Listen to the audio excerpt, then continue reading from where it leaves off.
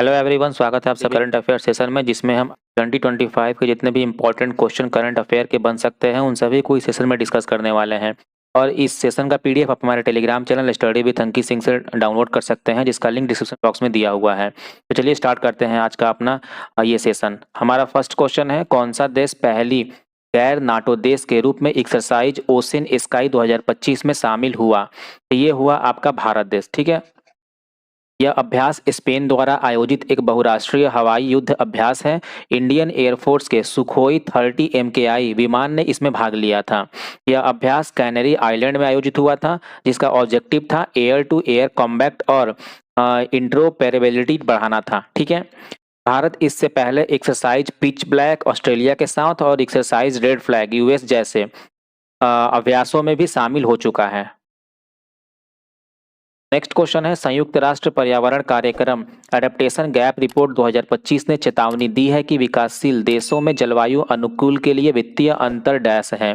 पहला आपका ऑप्शन दिया गया है घट रहा है, दूसरा है काफी तेजी से बढ़ रहा है, तीसरा है खत्म हो रहा है और चौथा है स्थिर है। तो जो वित्तीय अंतर है ये काफी तेजी से बढ़ रहा है। ठीक है, यह report United Nation Environment Programme यानी कि UNEP द्वारा जारी की जाती है। डेवलपिंग कंट्रीज में क्लाइमेट एडेप्टेशन की फंडिंग आवश्यकता 10 से 18 गुना अधिक निवेशों के मुकाबले बढ़ गई है। ठीक है, एडेप्टेशन गैप का मतलब है जरूरी और वास्तविक फंडिंग में अंतर। भारत भी इस रिपोर्ट में वल्नरेबल देशों में शामिल हुआ है। ठीक है, नेक्स्ट क्वेश्चन है, भारत सरकार ने 8वीं केंद्रीय वेतन आयोग के TOR यानी कि टर्म्स ऑफ रेफरेंस को अक्टूबर 2025 में किस तिथि को मंजूरी दी? तो ये दिया गया है 28 अक्टूबर को। 8वां वेतन आयोग 2026 से लागू होने की संभावना है और 7वां कब आपका लागू हुआ था? 1 जनवरी 2016 को। ठीक है, नेक्स्ट क्वेश्चन है, अंतर्राष्ट्रीय सौर गठबंधन के 8वें सत्र में भारत ने सनराइज प्लेटफॉर्म लॉन्च किया। इसका मुख्य फोकस क्या है? इसका मुख्य फोकस आपका है रिसाइकलिंग और अपसाइकलिंग ऑफ सोलर वेस्ट यानी कि सोलर वेस्ट का रिसाइकलिंग पे। ठीक है, लॉन्च किया गया है 8th session of international Solar alliance में। ठीक है, इसका फुल फॉर्म यानी सनराइज का फुल फॉर्म क्या है? Sustainable use of natural resources through innovation in solar energy. इसका उद्देश्य क्या है? सोलर पैनल से उत्पन्न होने वाले ई वेस्ट को पुनः उपयोग करना। ISA का यानी कि इंटरनेशनल सोलर अलायंस की स्थापना 2015 में पेरिस में हुई, जिसका मुख्यालय गुड़गांव भारत में स्थित है। नेक्स्ट क्वेश्चन है, भारत को किन्हीं अमेरिकी प्रतिबंधों से 6 माह की छूट दी गई है ताकि भारत उस पोर्ट के विकास में हिस्सा जारी रख सके। तो ये है आपका चबहार पोर्ट। ठीक है, चबहार पोर्ट आपका कहाँ स्थित है? ईरान का एक बंदरगाह है। इंडिया के लिए यह अफगानिस्तान और सेंट्रल एशिया तक पहुंचने का रणनीतिक मार्ग है। छूट दी गई ताकि India Iran Afghanistan trade connectivity जारी रह सके। चबहार को विकसित कर रही है India port global limited company. ठीक है, अगला क्वेश्चन है, अक्टूबर 2025 में सुप्रीम कोर्ट ने ट्रांसजेंडर व्यक्तियों के संबंध में केंद्र एवं राज्यों को इस कानून के निवासियों के लिए सम अवसर नीति तैयार करने का निर्देश दिया है। तो ये है आपका transgender person protection of right act 2019 के तहत। ठीक है, यह कानून 2019 में लागू हुआ था। इसका उद्देश्य क्या है? ट्रांसजेंडर व्यक्तियों के अधिकारों की रक्षा करना। सुप्रीम कोर्ट के अनुसार सेंटर और स्टेट को रोजगार, शिक्षा, स्वास्थ्य में समान अवसर नीति बनानी चाहिए। यह निर्णय जस्टिस DY चंद्रचूड़ की बेंच द्वारा दिया गया था। अगला क्वेश्चन है, अक्टूबर 2025 के अंत में भारत सरकार ने पूरे भारत में 10 मिलियन स्मार्ट विद्युत मीटर यानी कि इलेक्ट्रिक मीटर लगाने का निर्णय लिया है। तो ये है टोटल आपका 100 मिलियन का। ठीक है, टारगेट। यह परियोजना का लक्ष्य है रियल टाइम बिलिंग और एनर्जी थेफ्ट को कम करना है यानी कि एनर्जी की चोरी को कम करना। यह रिवैम्प्ड डिस्ट्रीब्यूशन सेक्टर स्कीम यानी कि RDSS के अंतर्गत आता है। योजना का संचालन पावर मिनिस्ट्री और एनर्जी एफिशिएंसी सर्विसेज लिमिटेड यानी कि EESL द्वारा किया जा रहा है और इसको पूरा करने का डेडलाइन कब तक का दिया गया है? वर्ष 2027 तक का। ठीक है, अगला क्वेश्चन है, भारत के कोयला मंत्रालय द्वारा कोयला शक्ति डैशबोर्ड नामक कौन सा नया डैशबोर्ड लॉन्च होने वाला है? तो ये है आपका real time monitoring of coal sector and analytics यानी कि कोयला क्षेत्र के विश्लेषण की वास्तविक समय पर निगरानी। ठीक है, डैशबोर्ड का पूरा नाम क्या है? कोयला sector holistic analytics and knowledge yielding logistic and analytics dashboard. Launch किया जाएगा मिनिस्ट्री ऑफ कोल के द्वारा। इसका उद्देश्य है कोल प्रोडक्शन, डिस्पैच और स्टॉक डाटा और रियल टाइम ट्रैकिंग पर ध्यान केंद्रित। ठीक है, यह सरकार के डिजिटल इंडिया इनिशिएटिव का हिस्सा है। नेक्स्ट क्वेश्चन है, राष्ट्रीय समुद्री विरासत परिसर का लोगो किस आयोजन के दौरान लॉन्च किया गया? ये लोगो आपका लॉन्च किया गया है इंडिया इंटरनेशनल मैरीटाइम वीक 2025 के समय। ठीक है, इसका वेन्यू कहाँ था? मुंबई, इंडिया। ऑर्गेनाइज्ड किसके द्वारा इसका आयोजन किया गया था? तो ministry of ports, shipping and waterways. ठीक है, ऑब्जेक्टिव इसका क्या है? Promote India's maritime heritage, trade route and blue economy, यानी भारत की समुद्री विरासत, व्यापारिक मार्गों और ब्लू इकोनॉमी को बढ़ावा देना। और स्थान यानी मुख्य लोकेशन इसका क्या है? ये है आपका लोथल, गुजरात। और 2025 की थीम क्या थी? तो ये थी आपकी navigating the future through blue economy, यानी ब्लू इकोनॉमी के माध्यम से भविष्य की दिशा। नेक्स्ट क्वेश्चन है, द्विपक्षीय कूटनीति में भारत ने ईयू यानी कि यूरोपियन यूनियन के साथ साथ किस देश के साथ संबंध मजबूत करने पर जोर दिया? अक्टूबर 2025 के अंत में विदेश मंत्री के अनुसार ये है आपका साइप्रस देश। ठीक है, यह बयान आपका external affair minister S Jaishankar के द्वारा दिया गया था। इसका उद्देश्य क्या है? ट्रेड, एजुकेशन, डिफेंस और कल्चरल कोऑपरेशन को बढ़ाना। साइप्रस यूरोपियन यूनियन का सदस्य देश है और भारत का पुराना मित्र राष्ट्र है। ठीक है, दोनों देशों के बीच डबल टैक्सेशन अवॉइडेंस एग्रीमेंट यानी कि DTAA भी लागू हुआ है। अगला क्वेश्चन है, अक्टूबर 2025 में भारतीय रिजर्व बैंक ने अपना वैश्विक हैथकॉन HAR ब्लिंगर 2025 लॉन्च किया है। ये हैथकॉन का मुख्य थीम क्या है? इसका मुख्य थीम आपका है secure banking powered by identity, integrity and inclusivity. ठीक है, इसका ऑर्गेनाइजर कौन है? तो ये था आपका reserve Bank of India innovation hub. और इसका उद्देश्य है बैंकिंग सेक्टर में साइबर सिक्योरिटी और आइडेंटिटी प्रूफ पर नवाचार को बढ़ावा देना। ठीक है, नेक्स्ट क्वेश्चन है, ओजू जल विद्युत परियोजना को किस राज्य में मंजूरी दी गई है? ये आपका दिया गया है अरुणाचल प्रदेश राज्य में। प्रोजेक्ट का नाम है ओजू हाइड्रो इलेक्ट्रिक प्रोजेक्ट। और स्थान कहाँ है जहां इसका स्थापना हो रहा है? ये है आपका दिबांग वैली डिस्ट्रिक्ट, अरुणाचल प्रदेश का। ठीक है, इसकी क्षमता की बात करें तो लगभग 2880 मेगावाट बिजली की उत्पादन होगा। इसे भारत की सबसे बड़ी जल विद्युत परियोजनाओं में गिना जा रहा है। इसमें जो आपका इम्प्लीमेंटेड मतलब कि इसका कार्यान्वयन एजेंसी कौन है, इसको कौन इम्प्लीमेंट कर रहा है? तो ये है आपका सतलज जल विद्युत निगम लिमिटेड।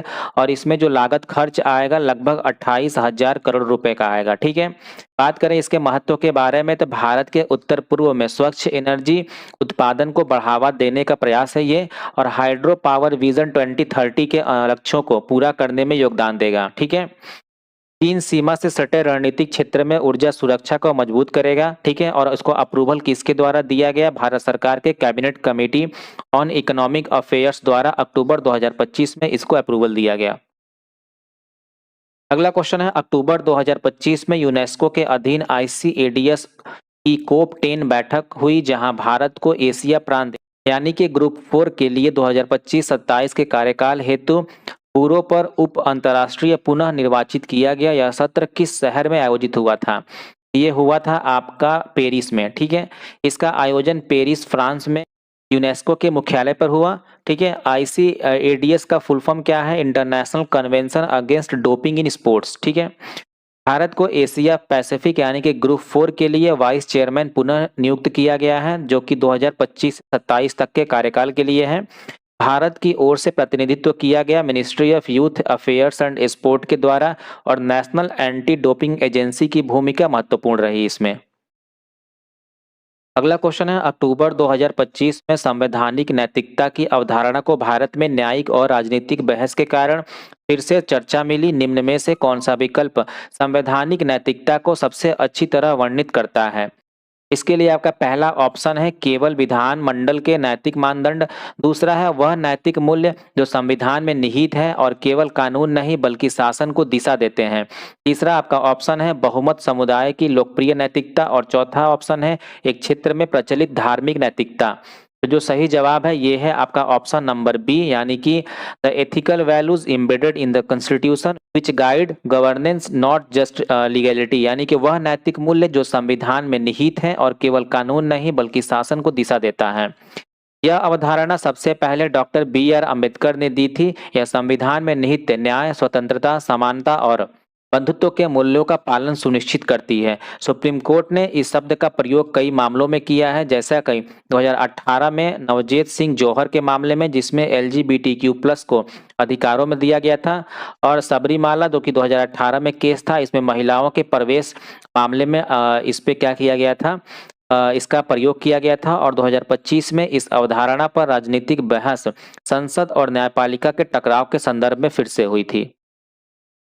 नेक्स्ट क्वेश्चन है, किस प्रमुख अंतर्राष्ट्रीय संगठन की 80वीं साली स्थापना वर्ष से अक्टूबर 2025 में चर्चा में आई? तो ये आपका आया है यूनाइटेड नेशन यानी कि संयुक्त राष्ट्र। ठीक है, इसकी स्थापना 24 अक्टूबर 1945 को हुआ था। इसका मुख्यालय न्यूयॉर्क में स्थित है। ठीक है, 2025 में मनाई गई 80वीं वर्षगांठ थी, जिसे UN डे 2025 के रूप में मनाया गया।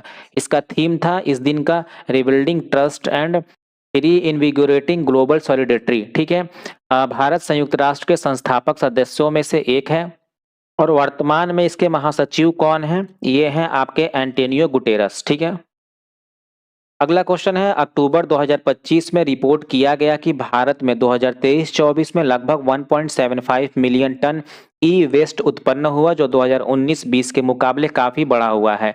यह वृद्धि लगभग कितने प्रतिशत रही? ये आपका रहा अप्रोक्सीमेटली 72.5% का। ठीक है, स्रोत की बात करें तो सेंट्रल पॉल्यूशन कंट्रोल बोर्ड के रिपोर्ट के अनुसार ये वृद्धि प्राप्त की गई है। 2023-24 में कुल ई वेस्ट 1.75 मिलियन टन की रही, जो कि 2019-20 की तुलना में लगभग 72.5% की वृद्धि प्राप्त की गई। ठीक है, मुख्य योगदान की बात करें इसमें वेस्ट की, तो ये है मोबाइल, लैपटॉप, टीवी और उपभोक्ता इलेक्ट्रॉनिक्स। ठीक है, भारत विश्व का तीसरा सबसे बड़ा ई वेस्ट उत्पादक है, चीन और USA के बाद। नेक्स्ट क्वेश्चन है, अक्टूबर 2025 में विश्व बैंक द्वारा स्वास्थ्य प्रणाली सुधार कार्यक्रम के अंदर USD यानी कि यूनाइटेड स्टेट डॉलर 280 मिलियन का ऋण मंजूर किस भारतीय राज्य को मिला है? ये आपका मिला है केरल राज्य को। यह राशि कितनी है? 280 मिलियन, लगभग 2330 करोड़ रुपए। इसका उद्देश्य क्या है? हेल्थ इंफ्रास्ट्रक्चर, डिजीज सर्वेलांस और डिजिटल हेल्थ सिस्टम को मजबूत करना। परियोजना का नाम है Kerala health system improvement programme. ठीक है, इसका जो को फाइनेंस किसके द्वारा किया जा रहा है? एशियन इंफ्रास्ट्रक्चर इन्वेस्टमेंट बैंक द्वारा। यह loan world bank IBRD Windows से स्वीकृत हुआ है। अगला क्वेश्चन है, हाल ही में रिलायंस इंडस्ट्री लिमिटेड और मार्क जुकरबर्ग के मेटा की साझेदारी को किस संगठन से मंजूरी प्राप्त हुई है? तो ये आपका मंजूरी प्राप्त हुआ है यूरोपियन संघ यानी कि यूरोपियन यूनियन के द्वारा। पार्टनरशिप की बात करें तो रिलायंस इंडस्ट्री लिमिटेड की जियो प्लेटफॉर्म और मेटा जो कि फेसबुक की मूल कंपनी है, उसके बीच यह साझेदारी डिजिटल और सोशल कॉमर्स क्षेत्र में सहयोग के लिए किया गया है। मेटा ने 2020 में जियो प्लेटफॉर्म में लगभग 43,574 करोड़ यानी कि लगभग 5.7 बिलियन डॉलर का निवेश किया था। और अप्रूवल इसका किसके द्वारा दिया गया था? अभी दिया गया हाल ही में यूरोपियन यूनियन ने अक्टूबर 2025 में इस साझेदारी को अपनी कंपटीशन कमीशन के तहत मंजूरी दी है। यह मंजूरी डिजिटल मार्केट में प्रतिस्पर्धा नियमों के अनुपालन के बाद दी गई है। इसका उद्देश्य क्या है इस पार्टनरशिप का? जियो मार्ट और व्हाट्सएप को एकीकृत कर चैट बेस्ड शॉपिंग को बढ़ावा मिलेगा। भारत में डिजिटल पेमेंट, ई-कॉमर्स और सोशल मीडिया इंटीग्रेशन को मजबूत बनाना है। ठीक है, इसका महत्व क्या है? यह भारत के डिजिटल इकोसिस्टम में वैश्विक निवेश और नवाचार का प्रतीक है। यूरोपियन यूनियन की मंजूरी से यह साझेदारी अब अंतर्राष्ट्रीय स्तर पर वैध और मान्य हो गई है। अगला क्वेश्चन है, अक्टूबर 2025 में बैंकिंग कानूनों से जुड़ी किस प्रमुख संशोधन को 1 नवंबर 2025 से प्रभावी होने के लिए तैयार किया गया था? तो ये है आपका बैंकिंग लॉ अमेंडमेंट एक्ट 2025। ठीक है, ये प्रभावी होगा आपका 1 नवंबर 2025 से। और इसका मुख्य उद्देश्य क्या है? बैंक खातों के लिए नॉमिनेशन प्रोसेस को डिजिटल और सिंप्लीफाइड बनाना। अब बैंक ग्राहक ऑनलाइन नॉमिनेशन अपडेट या विड्रॉल कर सकेंगे। यह संशोधन RBI के डिजिटल बैंकिंग रिफॉर्म्स के अनुरूप है। इससे फ्रॉडलेंट क्लेम्स और अनक्लेम्ड डिपॉजिट्स में कमी आएगी। ठीक है, नेक्स्ट क्वेश्चन है, भारत का पहला डुगोंग संरक्षण रिजर्व किस राज्य में स्थित है जिसे IUCN से मान्यता प्राप्त हुई है? तो ये आपका स्थित है तमिलनाडु राज्य में। स्थान की बात करें तो पाक बे तमिलनाडु का ये जगह है और इसका क्षेत्रफल कितना है? लगभग 500 वर्ग किलोमीटर। ठीक है, मान्यता यानी रिकॉग्नाइज्ड किससे किया गया है, यानी IUCN के द्वारा, international union for conservation of nature के द्वारा अक्टूबर 2025 में। और डुगोंग की बात करें तो ये सी काऊ का साइंटिफिक नेम है, ठीक है। यह एक समुद्री स्तनपायी होता है और यह एक शाकाहारी जीव होता है, ठीक है, जो अत्यंत संकटग्रस्त यानी कि इंडेंजर्ड श्रेणी में आता है। महत्व की बात करें तो भारत में पहला डुगोंग कंजर्वेशन रिजर्व जो वैश्विक समुद्री संरक्षण मानकों पर आधारित है, यह आपका तमिलनाडु राज्य में स्थापित किया जाएगा। समुद्री जीव विविधता और सी ग्रास पारिस्थितिकी तंत्र के संरक्षण में महत्वपूर्ण भूमिका निभाएगा, ठीक है। और इसको इम्प्लीमेंट किस एजेंसी के द्वारा किया जा रहा है, तो तमिलनाडु फॉरेस्ट डिपार्टमेंट और wild life institute of India के सहयोग से ये किया जा रहा है। और इसका इंटरनेशनल इंपॉर्टेंस की बात करें तो यह रिजर्व को IUCN द्वारा मॉडल मैरीन कंजर्वेशन साइट के रूप में मान्यता दी गई है। भारत को मैरीन मैमल प्रोटेक्शन नेटवर्क में प्रमुख सदस्य के रूप में मान्यता मिली है, ठीक है। अगला क्वेश्चन है, अक्टूबर 2025 में ECI ने स्पेशल इंटेंशन रिवीजन के चरण 2 की घोषणा की, जिसमें 12 राज्य शामिल थे। निम्न में से कौन सा राज्य उस सूची में शामिल था? तो जो आपके ऑप्शंस दिए गए हैं इनमें से वो राज्य है तमिलनाडु, ठीक है। स्पेशल इंटेंसिव रिवीजन यानी कि SIR का उद्देश्य क्या है? यह मतदाता सूची को अद्यतन करता है, नए मतदाताओं को जोड़ता है और मृत यानी कि जो डुप्लीकेट हैं उनका नाम हटाता है, ठीक है। फेज 2 जो कि 2025 में था, इसमें 12 राज्य शामिल थे। इनमें प्रमुख राज्य कौन सा है? तमिलनाडु, आंध्र प्रदेश, तेलंगाना, राजस्थान और छत्तीसगढ़ शामिल थे, ठीक है। अंतिम मतदाता सूची जनवरी 2026 तक प्रकाशित की जाएगी। यह कदम 2026 के असेंबली इलेक्शन की तैयारी के रूप में देखा जा रहा है। अगला क्वेश्चन है, भारत में 17वें संस्करण 2025-26 सीनियर वीमेंस T20 ट्रॉफी 8 अक्टूबर 2025 से शुरू हुआ। इसमें कितने टीमें भाग ली थी? तो ये आपका लिया गया था 37 टीम के द्वारा, ठीक है। यह 17वां संस्करण था जो कि 8 अक्टूबर से शुरुआत इसका हुआ था और इसका आयोजन BCCI के द्वारा किया गया था, ठीक है। इसमें 37 टीमें भाग लेती, 5 एलिट ग्रुप थी और 1 प्लेट ग्रुप में विभाजित थी। मौजूदा चैंपियन की बात करें तो इसमें रेलवेज वीमेन टीम रहा, ठीक है। उद्देश्य की बात करें तो वीमेंस प्रीमियर लीग यानी कि WPL के लिए खिलाड़ियों की पहचान करना इसका मुख्य उद्देश्य था। अगला क्वेश्चन है, कौन सा शहर भारत का पहला झुग्गी मुक्त शहर बन गया है, यानी कि स्लम फ्री सिटी बन गया है? ये आपका बन गया है चंडीगढ़। इसकी अनाउंसमेंट अक्टूबर 2025 में ministry of housing and urban affairs द्वारा किया गया था। चंडीगढ़ को इंडिया का पहला स्लम फ्री सिटी घोषित किया गया है। यह उपलब्धि प्रधानमंत्री आवास योजना और इंस्टीट्यूट स्लम रीडेवलपमेंट प्रोग्राम के तहत हासिल हुआ है। कदम इसमें क्या लिया गया? सभी झुग्गी बस्तियों को पुनर्विकास योजना में शामिल किया गया। 100% पुनर्वास और पक्के घरों की उपलब्धता सुनिश्चित की गई। GIS आधारित सर्वे और डिजिटल प्रॉपर्टी मैपिंग से झुग्गी क्षेत्रों की निगरानी की गई, ठीक है। महत्व की बात करें तो भारत के हाउसिंग फॉर ऑल 2025 लक्ष्य की दिशा में एक बड़ी उपलब्धि माना जा रहा है। अन्य स्मार्ट शहरों जैसे इंदौर, सूरत और पुणे के लिए एक मॉडल बन गया है, ठीक है। और इसका नारा क्या था? तो from slum to smart home यानी झुग्गियों से स्मार्ट घरों तक इसका नारा था, ठीक है।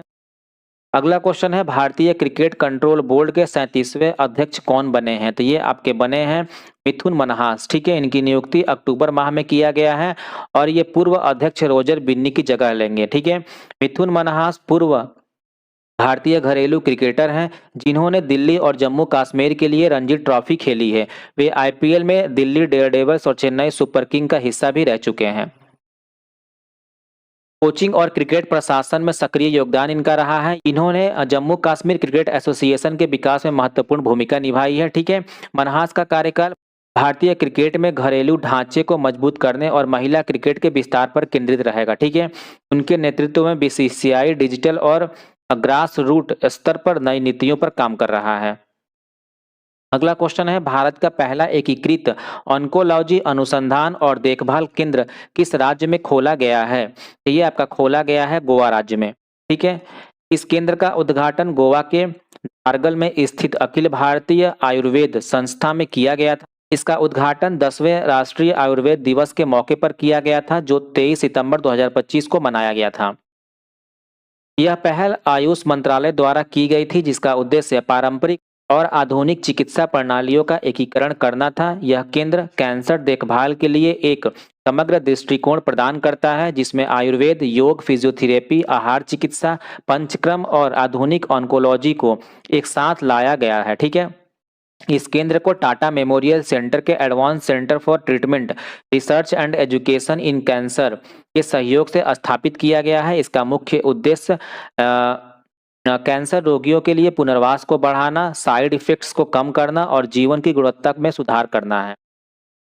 अगला क्वेश्चन है, एशिया के सबसे बड़े अपशिष्ट जल उपचार संयंत्र यानी कि वेस्ट वाटर ट्रीटमेंट प्लांट का उद्घाटन कहाँ किया गया? ये आपका किया गया है दिल्ली में। ठीक है।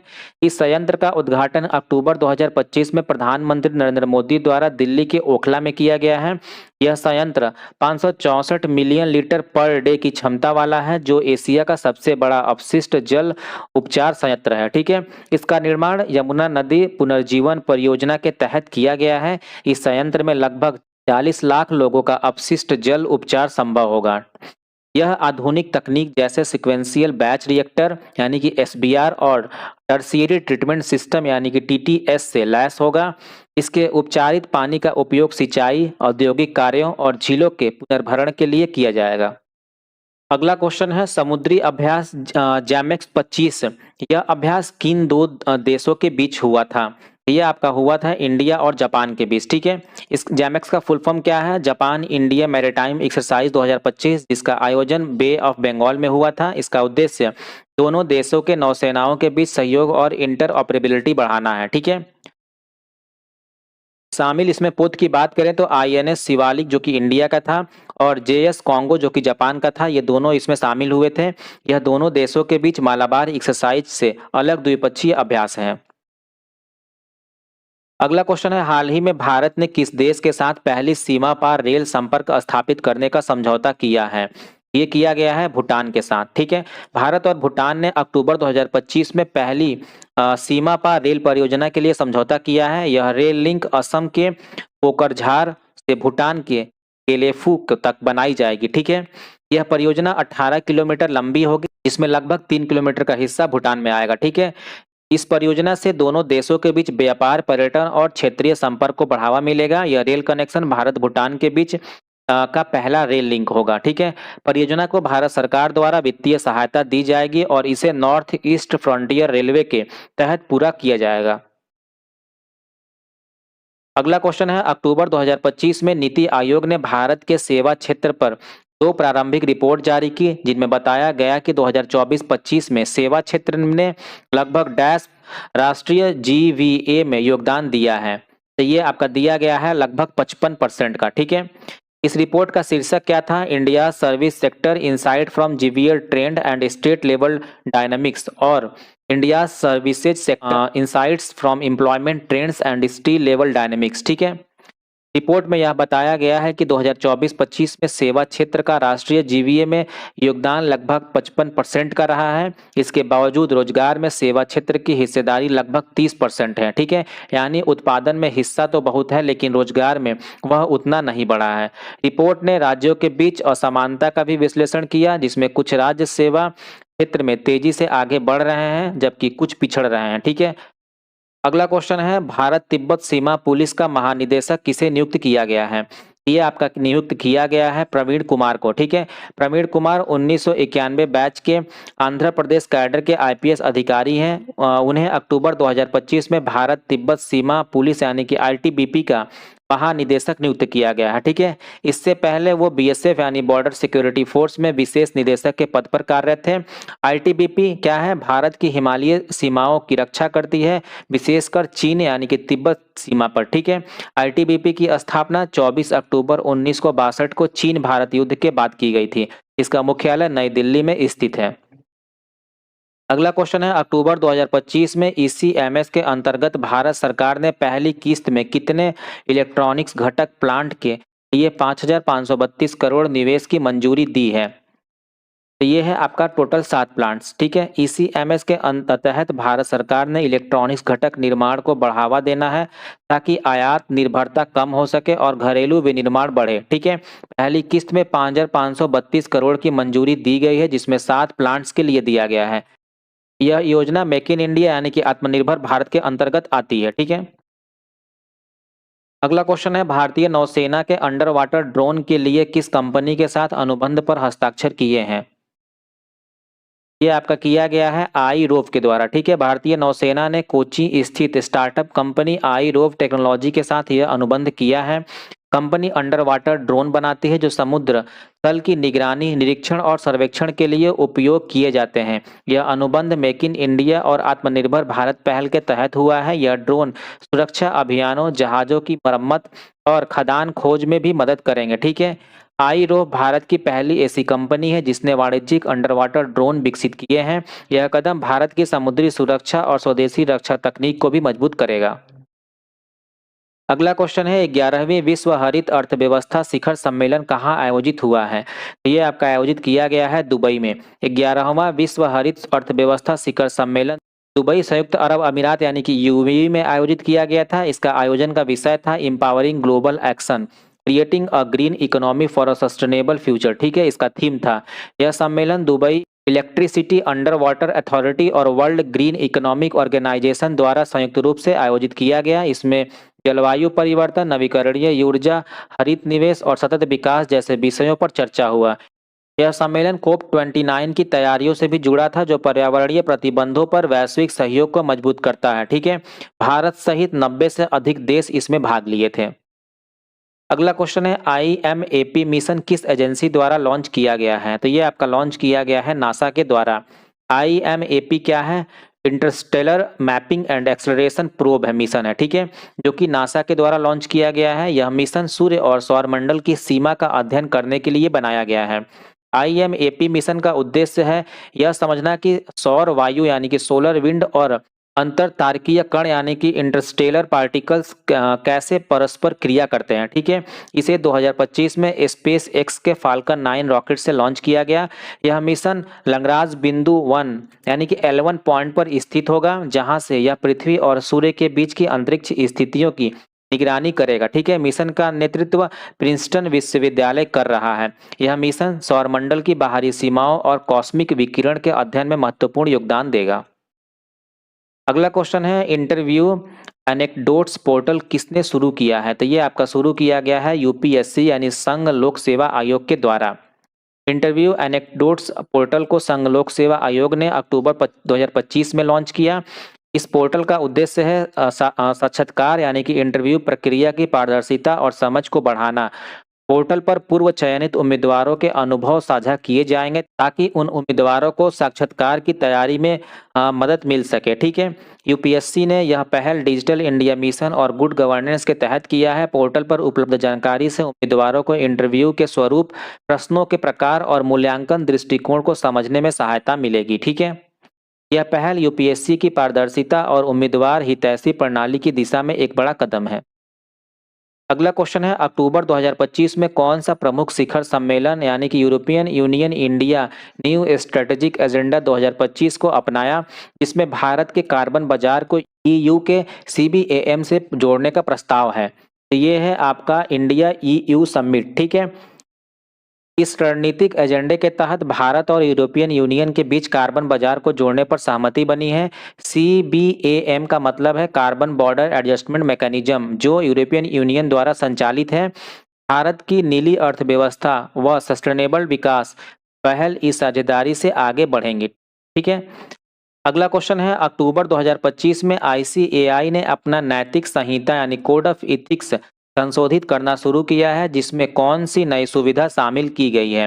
ये आपका शामिल किया गया है allowing firm label advertising and websites. ठीक है, ICAI के नैतिक संहिता यानी कोड ऑफ एथिक्स में संशोधन की प्रक्रिया शुरू की गई ताकि फर्म स्तरीय विज्ञापन यानी एडवर्टाइजिंग और वेबसाइट्स की अनुमति मिले। ठीक है, चार्टर्ड अकाउंटेंसी फर्मों को विज्ञापन पूर्ण रूप से प्रतिबंधित था। यह बदलाव प्रोफेशनल सेवाओं में प्रतिस्पर्धा, ब्रांडिंग व डिजिटल प्रसार को ध्यान में रखते हुए किया गया है। ठीक है, आज के सेट का आखिरी क्वेश्चन है, अक्टूबर 2025 में शुरू हुई इंडिया मैरीटाइम वीक 2025 के दौरान भारत के किस मंत्री ने भारत की 7500 किलोमीटर तटरेखा और 23.7 लाख किलोमीटर स्क्वायर EEZ को अपनी समुद्री दृष्टि के हिस्से के रूप में उजागर किया है?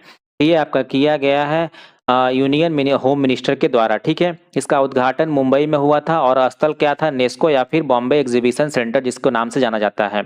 अमित शाह ने भारत की 7500 किलोमीटर तटरेखा, 13 तटीय राज्य या फिर केंद्र शासित प्रदेशों और 23.7 लाख किलोमीटर स्क्वायर का ईईजेड यानी कि एक एक्सक्लूसिव इकोनॉमिक जोन का उल्लेख किया है। इस कार्यक्रम का थीम क्या था, uniting oceans one maritime vision, ठीक है। Which actor has honored with the prestigious Dada Saheb Phalke award in September 2025। सितंबर 2025 में किस अभिनेता को प्रतिष्ठित दादा साहब फाल्के पुरस्कार से सम्मानित किया गया? तो ये सम्मानित किया गया है आपका मोहनलाल को, ठीक है। सितंबर 2025 में मलयालम सिनेमा के दिग्गज अभिनेता मोहनलाल को दादा साहब फाल्के पुरस्कार से सम्मानित किया गया।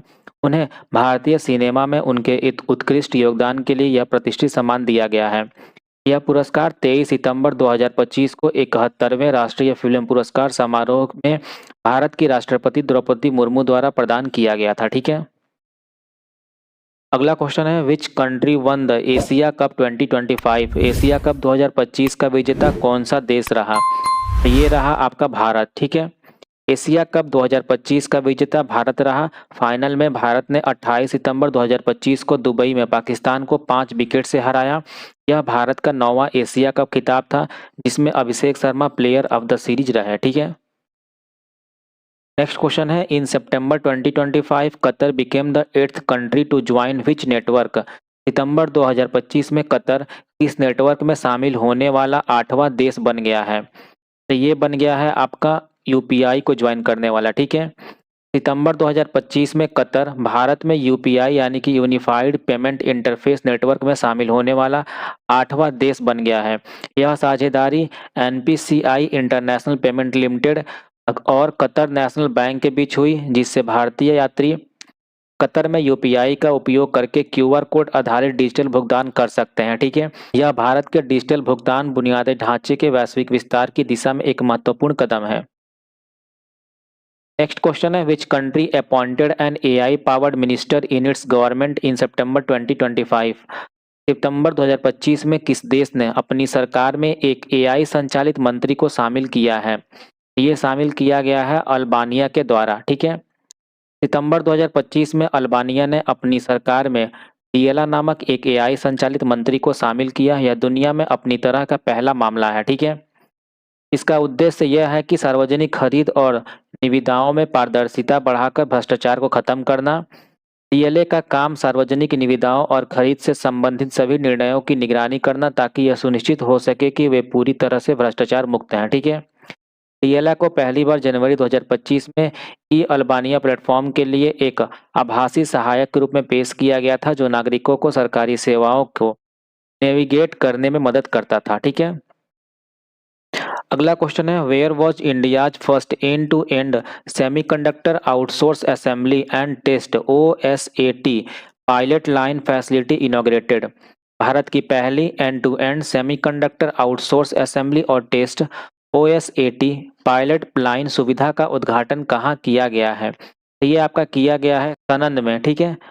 भारत की पहली end to end semiconductor outsource assembly और टेस्ट पायलट लाइन सुविधा का उद्घाटन गुजरात के सनंद में किया गया है।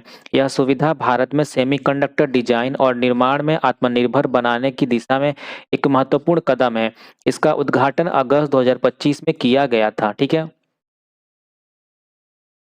अगला क्वेश्चन है, which country topped the world talent ranking 2025? World talent ranking 2025 में कौन सा देश शीर्ष पर रहा? तो ये रहा है आपका स्विट्जरलैंड, ठीक है। वर्ल्ड टैलेंट रैंकिंग 2025 में स्विट्जरलैंड शीर्ष पर रहा। यह लगातार 10वां वर्ष है जब स्विट्जरलैंड ने यह स्थान बरकरार रखा है।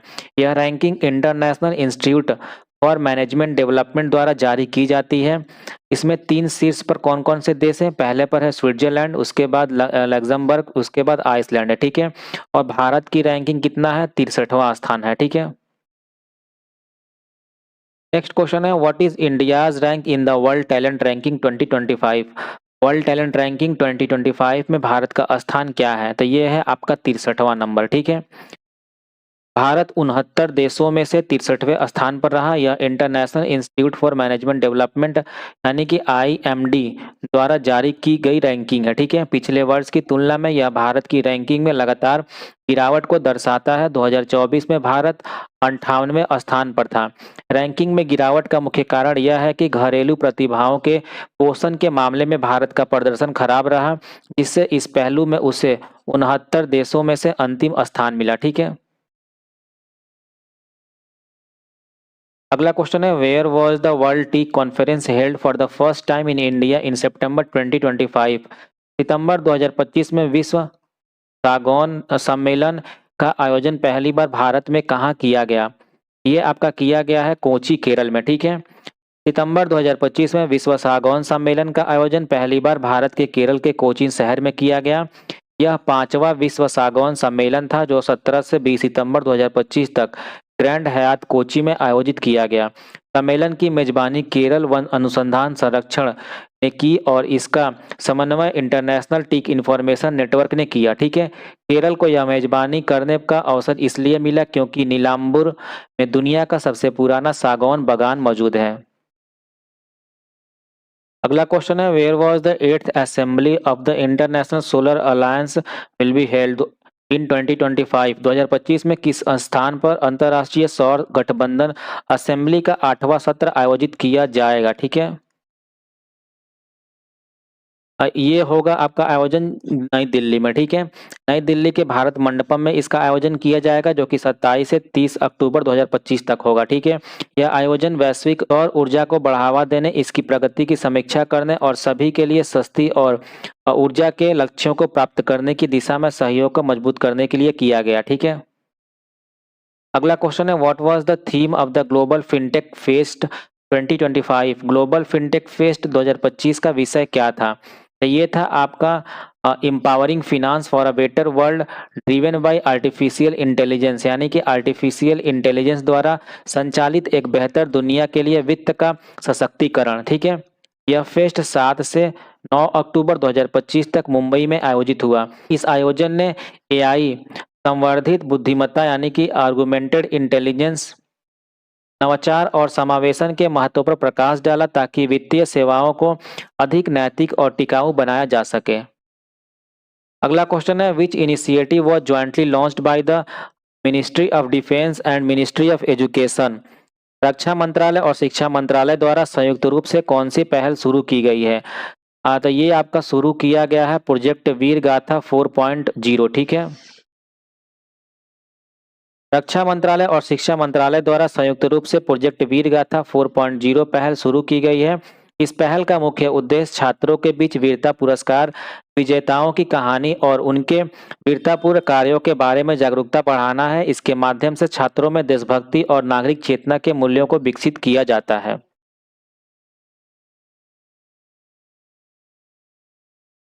अगला क्वेश्चन है, in September 2025 Japan set an investment target of how many trillion yen for India over the next decade. सितंबर 2025 में जापान ने अगले दशक में भारत के लिए कितने ट्रिलियन येन के निवेश का लक्ष्य रखा है?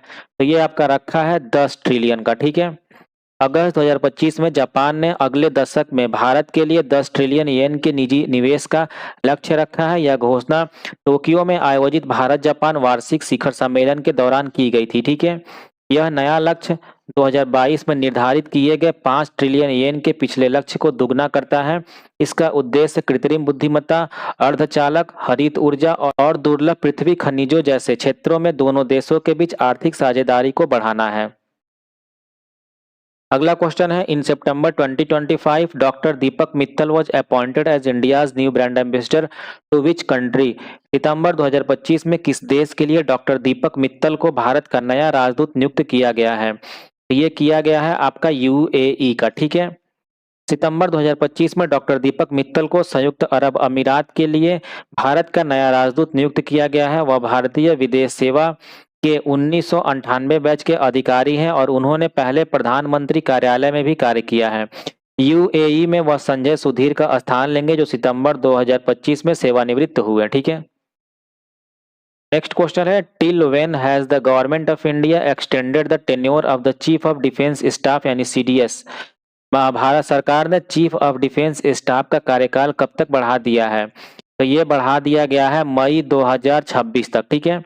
भारत सरकार ने सितंबर 2025 में चीफ ऑफ डिफेंस स्टाफ यानी सीडीएस जनरल अनिल चौहान का कार्यकाल मई 2026 तक बढ़ा दिया है, ठीक है। यह विस्तार कैबिनेट की नियुक्ति समिति द्वारा अनुमोदित किया गया था। जनरल चौहान 30 मई 2026 तक या अगले आदेश तक जो भी पहले हो इस पद पर बने रहेंगे। यह विस्तार उनके 3 साल के कार्यकाल के बाद किया गया है जो सितंबर 2025 में समाप्त होने वाला था, ठीक है। अगला क्वेश्चन है in September 2025 which organisation recognise the indigenously developed surface hydrokinetic turbine technology under the hydro category. सितंबर 2025 में किस कंपनी ने स्वदेशी रूप से विकसित सतह हाइड्रोकिनेटिक टरबाइन तकनीक को हाइड्रो श्रेणी के तहत मान्यता दी? तो ये दिया गया है आपका CEA यानी सेंट्रल इलेक्ट्रिसिटी अथॉरिटी के द्वारा, ठीक है। सितंबर 2025 में केंद्रीय विद्युत प्राधिकरण यानी कि CEA ने स्वदेशी रूप से विकसित सतह हाइड्रोकाइनेटिक टरबाइन तकनीक को हाइड्रो श्रेणी के तहत मान्यता दी है। यह तकनीक बहते पानी की गतिज ऊर्जा का उपयोग करके बिजली पैदा करती है, जबकि पारंपरिक जल विद्युत इकाइयों के विपरीत जिसमें बांध या बैराज जैसे बड़ी संरचनाओं की आवश्यकता नहीं होती है। इस नवाचार का उद्देश्य स्वच्छ ऊर्जा को बढ़ावा देना और देश के ऊर्जा क्षेत्र के सतत विकास को सुनिश्चित करना है। अगला क्वेश्चन है कौन सा देश global life work balance index में लगातार तीसरे साल पहले स्थान पर रहा है? Which country has ranked first in the global life work balance index for the third consecutive year? ये बना रहा है न्यूजीलैंड, ठीक है। इस साल न्यूजीलैंड का स्कोर 86.87 रहा जो पिछले साल से भी बेहतर है, ठीक है। न्यूजीलैंड में कर्मचारियों को साल में 32 दिन की पेड लीव, 6 महीने की पूरी तरह से पेड मैटरनिटी लीव और $16.42 यानी करीब 1500 रुपये प्रति घंटे की न्यूनतम मजदूरी मिलती है। इसके मुकाबले अमेरिका में यह दर $7.25 प्रति घंटा है जो 2009 से नहीं बदली है, ठीक है। अगला क्वेश्चन है who was elected as the 15th vice president of India in September 2025? सितंबर 2025 में भारत के 15वें उपराष्ट्रपति के रूप में किसे चुना गया? ये चुना गया है CP राधाकृष्णन को, ठीक है। सितंबर 2025 में CP राधाकृष्णन को भारत के 15वें उपराष्ट्रपति के रूप में चुना गया। उन्होंने 9 सितंबर 2025 को हुए चुनाव में जीत हासिल की और 12 सितंबर 2025 को पद की शपथ ली, ठीक है। CP Radhakrishnan national democratic alliance यानी कि NDA के उम्मीदवार थे। उन्होंने विपक्षी उम्मीदवार और पूर्व न्यायाधीश बी सुदर्शन रेड्डी को 152 वोटों के अंतर से हराया, ठीक है। शपथ ग्रहण समारोह राष्ट्रपति भवन में हुआ जहां राष्ट्रपति द्रौपदी मुर्मू ने पद की शपथ दिलाई। उपराष्ट्रपति चुने जाने से पहले राधाकृष्णन ने झारखंड और महाराष्ट्र के राज्यपाल के रूप में भी कार्य किया था, ठीक है। अगला क्वेश्चन है in September 2025 where was India's first 3D printed temple inaugurated? सितंबर 2025 में किस जगह पर भारत के पहले 3D प्रिंटेड मंदिर का उद्घाटन किया गया है? तो ये किया गया है आपका हैदराबाद में। सितंबर 2025 में भारत के पहले 3D प्रिंटेड मंदिर का उद्घाटन हैदराबाद में किया गया। विशेष रूप से यह मंदिर तेलंगाना के सिद्दीपेट जिले के बुरुगुपल्ली में स्थित है और इसका निर्माण हैदराबाद की कंपनी अफसूजा इंफ्राटेक और सिंपली फोर्ज क्रिएशन के सहयोग से किया गया है, ठीक है। यह मंदिर न केवल भारत का बल्कि दुनिया का पहला 3D प्रिंटेड मंदिर है, ठीक है। अगला क्वेश्चन है what is the name of India's first space astronomy observatory that recently completed 10 years of operation? Bharat की पहली अंतरिक्ष खगोल विज्ञान वेधशाला जिसने हाल ही में अपने संचालन के 10 वर्ष पूरे किए उसका नाम क्या है? तो उसका नाम है आपका एस्ट्रोसैट, ठीक है। भारत की पहली अंतरिक्ष खगोल विज्ञान वेधशाला जिसने हाल ही में अपने संचालन के 10 वर्ष पूरे किए उसका नाम है एस्ट्रोसैट। 28 सितंबर 2025 को एस्ट्रोसैट ने कक्षा में अपने 10 साल पूरे किए। इसे 28 सितंबर 2015 को भारतीय अंतरिक्ष अनुसंधान संगठन इसरो द्वारा लॉन्च किया गया था। एस्ट्रोसैट एक बहुतरंगदैर्घ्य वेधशाला है जो दृश्यमान, पैराबैंगनी और एक्सरे क्षेत्रों में खगोलीय स्रोतों का अध्ययन करती है, ठीक है। इसने खगोल विज्ञान के क्षेत्र में कई महत्वपूर्ण खोज की हैं जिससे वैश्विक वैज्ञानिक समुदाय को मूल्यवान डेटा प्राप्त हुआ था, ठीक है। अगला क्वेश्चन है in September 2025 which country plan to exchange 5 lakh people with India under a human resource exchange programme. सितंबर 2025 में किस देश ने भारत के साथ मानव संसाधन विनिमय योजना के तहत 5 लाख लोगों के आदान प्रदान की योजना बनाई है? तो ये है आपका जापान। ठीक है, सितंबर 2025 में जापान ने भारत के साथ एक मानव संसाधन विनिमय योजना के तहत अगले 5 वर्षों में 5 लाख लोगों के आदान प्रदान की योजना बनाई है। यह समझौता 2025 में भारत जापान वार्षिक शिखर सम्मेलन के दौरान हुआ। इसका उद्देश्य दोनों देशों के बीच शिक्षा, उद्योग और अनुसंधान जैसे क्षेत्रों में सहयोग को बढ़ावा देना है। ठीक है, इस योजना के तहत लगभग 50,000 कुशल भारतीय पेशेवर जापान जाएंगे ताकि वहां की श्रम शक्ति की कमी को पूरा किया जा सके, खासकर आईटी, सेमीकंडक्टर और विनिर्माण जैसे क्षेत्रों में। अगला क्वेश्चन है what was the theme of the world coconut day 2025 celebrated on 2 सितंबर। विश्व नारियल दिवस 2025 का थीम क्या था जो 2 सितंबर को मनाया गया? तो ये था आपका uncovering coconuts power inspiring global action. विश्व नारियल दिवस 2025 का थीम नारियल की शक्ति को उजागर करना, वैश्विक कार्यवाही को प्रेरित करना था। ठीक है, यह थीम 2 सितंबर 2025 को मनाया गया जिसका उद्देश्य नारियल के आर्थिक, सामाजिक और पर्यावरणीय महत्व को उजागर करना था। इस थीम के माध्यम से नारियल से संबंधित उद्योगों और किसानों को सशक्त बनाने, नवाचार और प्रौद्योगिकी को बढ़ावा देने और सतत विकास को प्रोत्साहित करने पर जोर दिया गया। भारत में यह समारोह कृषि और किसान कल्याण मंत्रालय के तहत नारियल विकास बोर्ड द्वारा आयोजित किया गया था। ठीक है, अगला क्वेश्चन है which country released its report on global AI governance in September 2025। सितंबर 2025 में ग्लोबल एआई गवर्नेंस पर किस देश ने अपनी रिपोर्ट जारी की है? तो ये है भारत। ठीक है, सितंबर 2025 में भारत ने ग्लोबल एआई गवर्नेंस पर अपनी रिपोर्ट जारी की है। यह रिपोर्ट भारत के आईटी मंत्री अश्विनी वैष्णव द्वारा 28 सितंबर 2025 को जारी की गई थी। इसका उद्देश्य एआई से संबंधित जोखिमों से नागरिकों की सुरक्षा करना और घरेलू नियमों के उभरते वैश्विक मानदंडों के अनुरूप बनाना है। ठीक है, यह ढांचा मानवीय केंद्रितता, समावेशन और जोखिम अनुपात के सिद्धांतों पर आधारित है। यह भारत को जिम्मेदार एआई के क्षेत्र में एक वैश्विक नेता के रूप में स्थापित करता है। नेक्स्ट है विच स्टेट लॉन्च द मुख्यमंत्री महिला उद्यमी योजना इन सितंबर 2025। इस राज्य ने मुख्यमंत्री महिला उद्यमी योजना की शुरुआत सितंबर 2025 में की। तो ये है आपका बिहार राज्य। सितंबर 2025 में बिहार राज्य ने मुख्यमंत्री महिला उद्यमी योजना की शुरुआत की। इस योजना का उद्देश्य महिलाओं को स्वरोजगार और उद्यमिता के लिए प्रोत्साहित करना है। इसके तहत प्रत्येक परिवार की एक महिला को अपना व्यवसाय शुरू करने के लिए 10,000 की शुरुआती सहायता प्रदान की जाएगी। योजना का लक्ष्य बिहार की महिलाओं को आर्थिक रूप से सशक्त बनाना है। 26 सितंबर 2025 को प्रधानमंत्री नरेंद्र मोदी ने भी इस योजना के तहत 75 लाख महिलाओं के बैंक खातों में धनराशि हस्तांतरित की थी। ठीक है, इस योजना को मुख्यमंत्री महिला रोजगार योजना के नाम से भी जाना जाता है जो मुख्यमंत्री उद्यमी योजना का एक हिस्सा है। अगला क्वेश्चन है in which Indian city did the 12th world para athletics championship been in September 2025। सितंबर 2025 में किस भारतीय शहर में 12वीं विश्व पैरा एथलेटिक्स चैंपियनशिप शुरू हुई? ये आपका शुरू किया गया था नई दिल्ली में। ठीक है, सितंबर 2025 में 12वीं विश्व पैरा एथलेटिक्स चैंपियनशिप नई दिल्ली में शुरू हुई। यह पहला मौका था जब भारत ने इस प्रतिष्ठित विश्व पैरा खेल आयोजन की मेजबानी की। यह चैंपियनशिप जवाहर नेहरू स्टेडियम में 27 सितंबर से 5 अक्टूबर 2025 तक आयोजित की गई थी। इस आयोजन में 100 से अधिक देशों के 1000 से अधिक एथलीटों ने भाग लिया, जिसमें कुल 186 पदक स्पर्धाएं शामिल थीं। भारत ने इस आयोजन में अपना सर्वश्रेष्ठ प्रदर्शन करते हुए 22 पदक जीते, जिसमें 6 स्वर्ण, 9 रजत और 7 कांस्य पदक शामिल थे और पदक तालिका में 10वां स्थान हासिल किया। अगला क्वेश्चन है which organisation declared India's first digitally literate state in September 2025।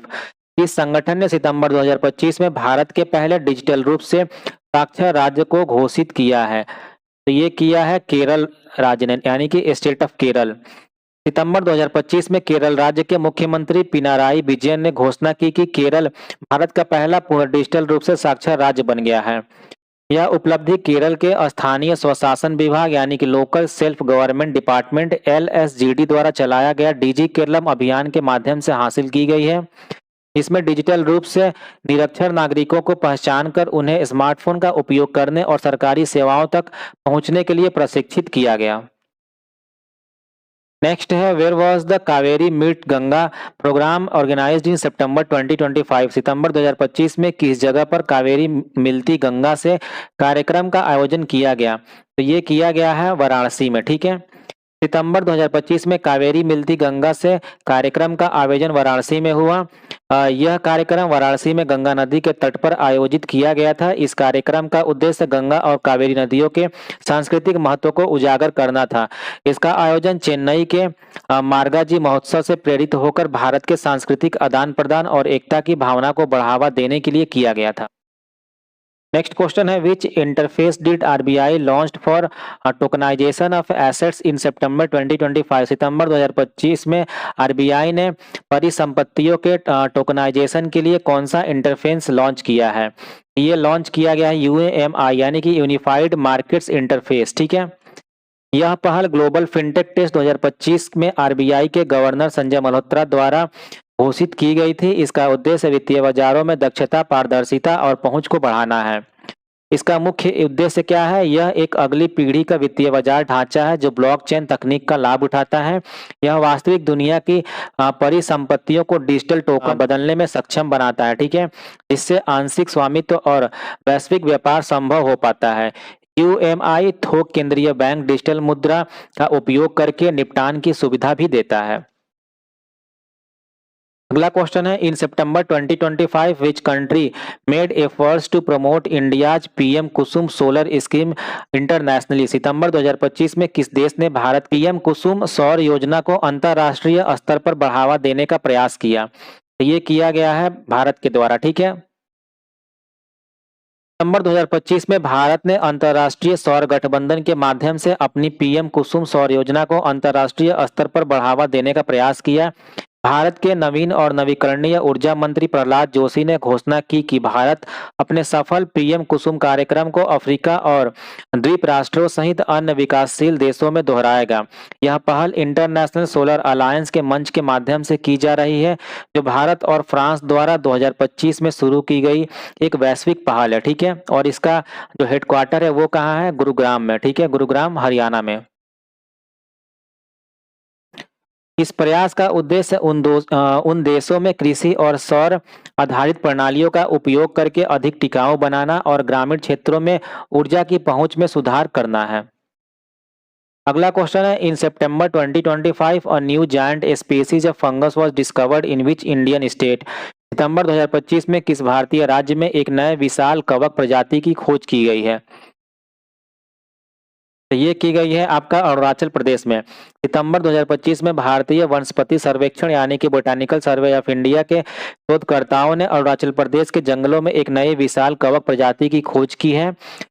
इसका नाम क्या है? इस नई प्रजाति का नाम ब्रिजियोपोरस कनाडियाई रखा गया है, जो भारतीय कवक वैज्ञानिक कनाड दास के सम्मान में है। ठीक है, यह कवक इतना विशाल है कि इसके नमूने 3 मीटर से भी अधिक चौड़े पाए गए और यह एक व्यक्ति का वजन भी सह सकता है। इस खोज से पूर्वी हिमालय की समृद्ध जैव विविधता पर प्रकाश पड़ता है और यह वैश्विक कवक विज्ञान यानी कि माइकोलॉजी के लिए एक महत्वपूर्ण उपलब्धि है। नेक्स्ट क्वेश्चन है किस राज्य सरकार ने शिक्षकों के लिए कैशलेस चिकित्सा उपचार की घोषणा की है?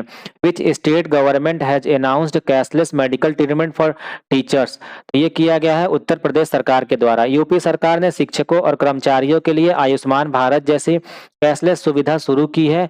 योजना में सूचीबद्ध निजी व सरकारी अस्पतालों में 5 लाख रुपए तक का कैशलेस इलाज मिलेगा। यह कदम शिक्षा कर्मियों की सामाजिक सुरक्षा सुनिश्चित करने की दिशा में बड़ा सुधार माना जा रहा है। अगला क्वेश्चन है which film won the best feature film award at the 71st national film award ceremony in September 2025। सितंबर 2025 में 71वें राष्ट्रीय फिल्म पुरस्कार समारोह में सर्वश्रेष्ठ फिल्म का पुरस्कार किसे दिया गया?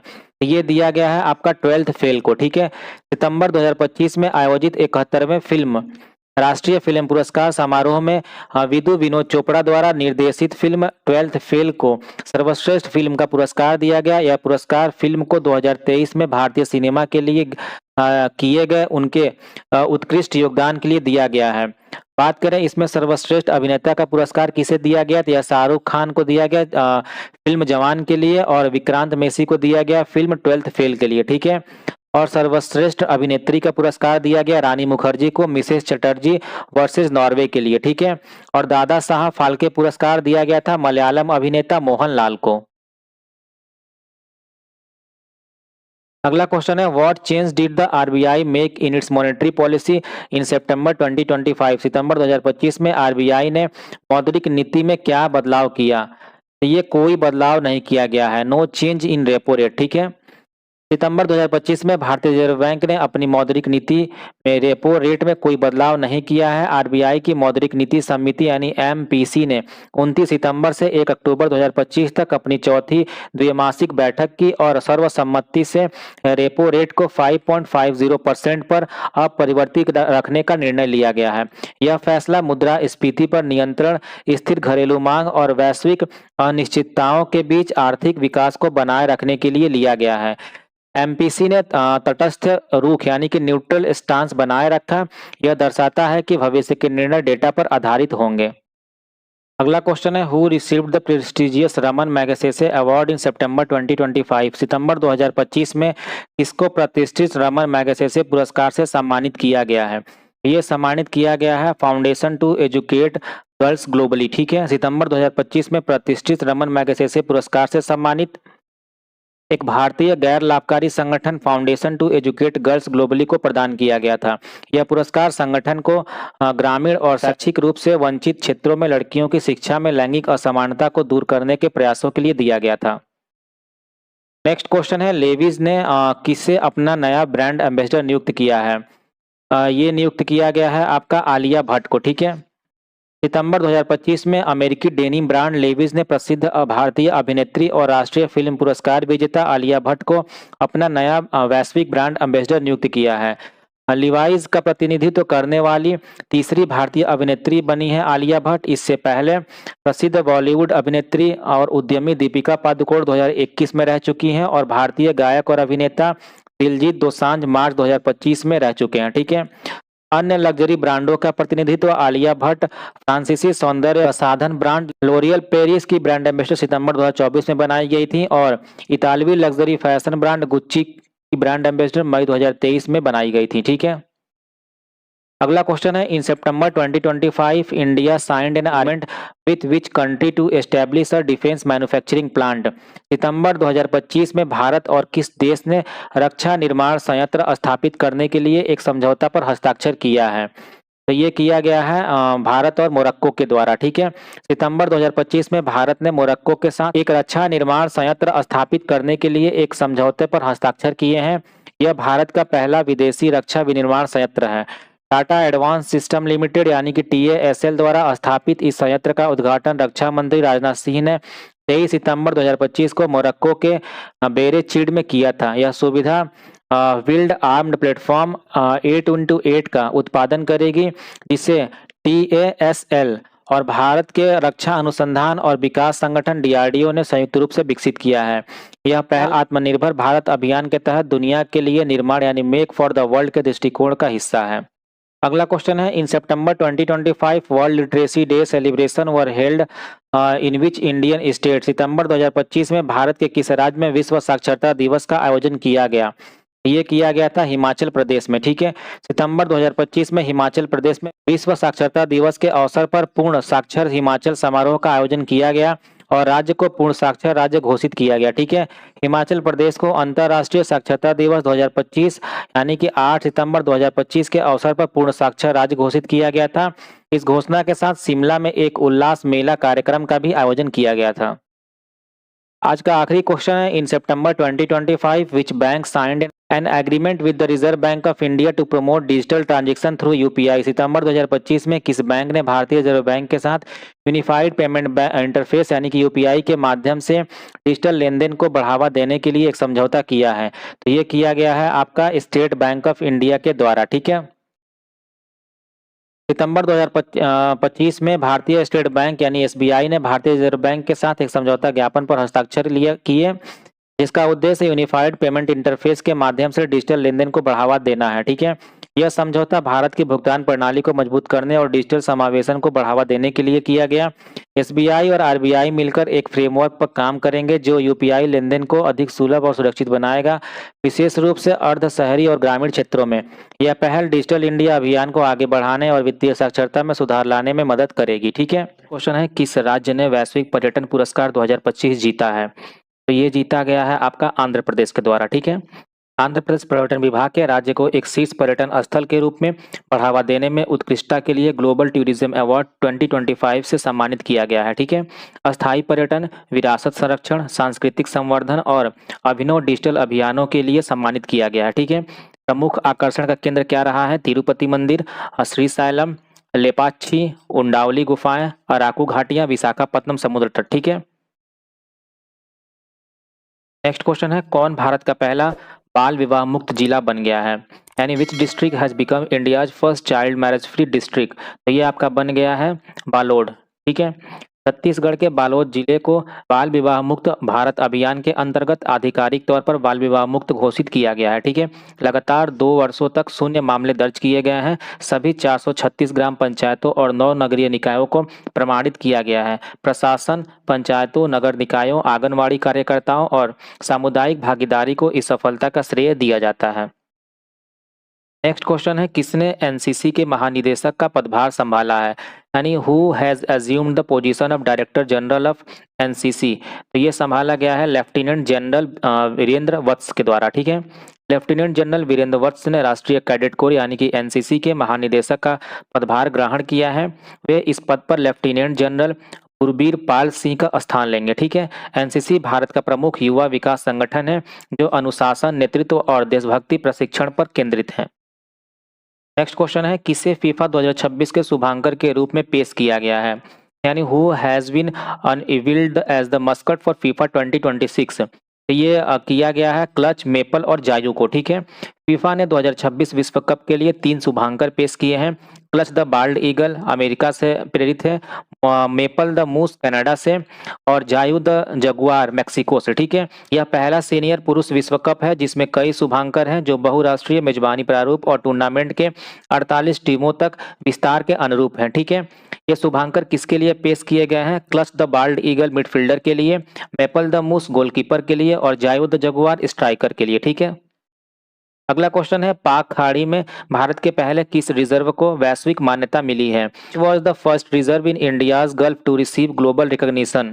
तो ये है आपका डुगोंग रिजर्व। ठीक है, तमिलनाडु के पाक खाड़ी में स्थित भारत के पहले डुगोंग संरक्षण रिजर्व को अबू धाबी में आयोजित विश्व संरक्षण कांग्रेस 2025 में अंतर्राष्ट्रीय मान्यता प्राप्त हुई। वन्यजीव संरक्षण अधिनियम 1972 के तहत तमिलनाडु सरकार द्वारा 2022 में स्थापित यह रिजर्व 12,250 हेक्टेयर समुद्री घास के मैदान में फैला हुआ है जो डुगोंग के भोजन के लिए अत्यंत महत्वपूर्ण है। ठीक है, डुगोंग को IUCN की लाल सूची में संवेदनशील के रूप में सूचीबद्ध किया गया है। ठीक है, नेक्स्ट क्वेश्चन है किसने कृषि मीडिया पुरस्कार 2025 जीता है? Who one the agricultural media award 2025? तो ये आपका जीता गया है जर्नलिस्ट अमसी प्रसन्न कुमार के द्वारा। ठीक है, मैसूर के वरिष्ठ पत्रकार अमसी प्रसन्न कुमार को होमले संहिता हरिणी कुमार पूर्व छात्र कृषि मीडिया पुरस्कार 2025 के लिए चुना गया है। यह पुरस्कार कृषि पत्रकारिता में उनके असाधारण योगदान और प्रिंट व इलेक्ट्रॉनिक मीडिया के माध्यम से किसानों में जागरूकता बढ़ाने के लिए ये दिया गया है। ठीक है, यह पुरस्कार किसी विज्ञान विश्वविद्यालय बेंगलोर के पूर्व छात्र संघ द्वारा स्थापित किया गया था। ठीक है, नेक्स्ट क्वेश्चन है विश्व पर्यटन दिवस 2025 किस दिन मनाया गया? On which day was world tourism day 2025 observe? ठीक है, तो ये 27 सितंबर को मनाया गया। विश्व पर्यटन दिवस 2025 27 सितंबर को पर्यटन और सतत परिवर्तन थीम के साथ मनाया गया। ठीक है, इसका नेतृत्व UNWTO कर रहा था और इसका थीम क्या है आपका? ये पर्यटन और सतत परिवर्तन। ठीक है, विश्व पर्यटन दिवस की अवधारणा को UNWTO द्वारा 1980 में औपचारिक रूप से दिया गया था और 1970 में UNWTO कानूनों को अपनाने के उपलक्ष्य में 27 सितंबर की तारीख चुनी गई थी। ठीक है, पर्यटन वैश्विक सकल घरेलू उत्पाद में 10% से अधिक का योगदान देता है और लाखों नौकरियों को सृजन करता है। नेक्स्ट क्वेश्चन है, न्यूयॉर्क और लंदन को पीछे छोड़ कौन दुनिया का सबसे महंगा शहर बन गया है? Which city has become the world's most expensive surpassing New York and London? तो ये बन गया है आपका ज्यूरिक। ठीक है, न्यूयॉर्क और लंदन को पीछे छोड़कर स्विट्जरलैंड का शहर ज्यूरिक 2025 में दुनिया का सबसे महंगा शहर बन गया है। नाम्बियो के mid year cost of living index के अनुसार ज्यूरिक का स्कोर 112.5 है, जबकि न्यूयॉर्क का बेंचमार्क 100 है। ठीक है, ज्यूरिक में किराने, रेस्टोरेंट और सेवाओं की खर्च कीमतें बेहद ऊंची हैं, जबकि किराया न्यूयॉर्क से सस्ता है। ठीक है, नेक्स्ट क्वेश्चन है, किसने विश्व का पहला एआई जनरेटेड जीनोम बनाया है? Who created the world's first AI generated genome? तो ये आपका बनाया गया है स्टैनफोर्ड और आर्क इंस्टीट्यूट के द्वारा। ठीक है, स्टैनफोर्ड और आर्क इंस्टीट्यूट के शोधकर्ताओं ने विश्व का पहला पूर्णतः एआई जनित जीनोम बनाया है। एओ नामक एआई मॉडल को जीन क्रम और संरचना के पैटर्न को समझने के लिए 2 मिलियन वायरल जीनोम पर प्रशिक्षित किया गया था। ठीक है, एआई द्वारा निर्मित नया वायरस बैक्टीरिया को संक्रमित और मार सकता है, जिससे एंटीबायोटिक प्रतिरोधी बैक्टीरिया से लड़ने के लिए फेज थेरेपी की संभावना बढ़ गई है। नेक्स्ट क्वेश्चन है, विश्व फार्मासिस्ट दिवस 2025 कब मनाया गया?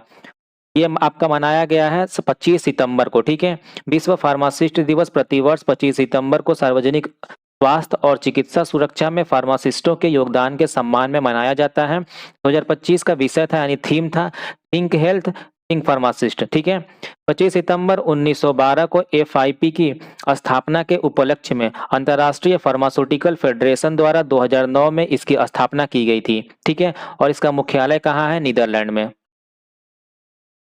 नेक्स्ट क्वेश्चन है, अहमदनगर रेलवे स्टेशन का नाम बदलकर क्या रखा गया है? तो ये आपका कर दिया गया है अहिल्या नगर। ठीक है, महाराष्ट्र के अहमदनगर रेलवे स्टेशन का आधिकारिक नाम बदलकर अहिल्या नगर कर दिया गया है, जो भारत की प्रतिष्ठित महिला शासकों में से एक देवी अहिल्याबाई होलकर के सम्मान में है। ठीक है, होलकर वंश की रानी अहिल्याबाई होलकर 1725 से लेकर 1795 के बीच थी।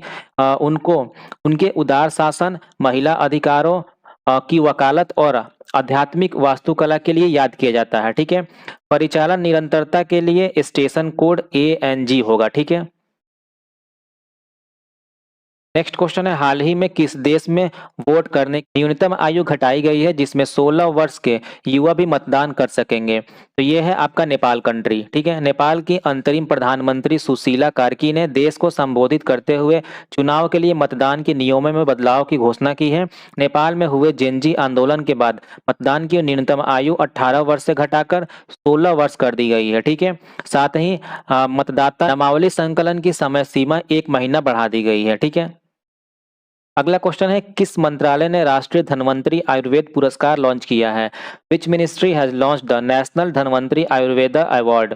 ये लॉन्च किया गया है मिनिस्ट्री ऑफ आयुष के द्वारा। ठीक है, आयुष मंत्रालय ने आयुर्वेद में उत्कृष्ट योगदान को मान्यता देने और स्थापित एवं युवा चिकित्सकों को प्रेरित करने के लिए राष्ट्रीय धन्वंतरी आयुर्वेद पुरस्कार शुरू किए हैं। ठीक है, यह पुरस्कार 5 श्रेणियों में प्रदान किए जाते हैं। आयुर्वेद भूषण पुरस्कार जिसमें 5 लाख की राशि दी जाती है, आयुर्वेद रत्न पुरस्कार जिसमें 1 लाख की राशि दी जाती है, आयुर्वेद गौरव पुरस्कार जिसमें 1 लाख की राशि दी जाती है, और आयुर्वेद युवा पुरस्कार जिसमें 1 लाख की राशि दी जाती है, और आयुर्वेद प्रशस्ति पत्र पुरस्कार, ठीक है, इसमें भी 1 लाख की राशि दी जाती है। नेक्स्ट क्वेश्चन है, ग्लोबल इनोवेशन इंडेक्स 2025 में भारत ने कौन सा स्थान प्राप्त किया? What rank did India secure in the global innovation index 2025?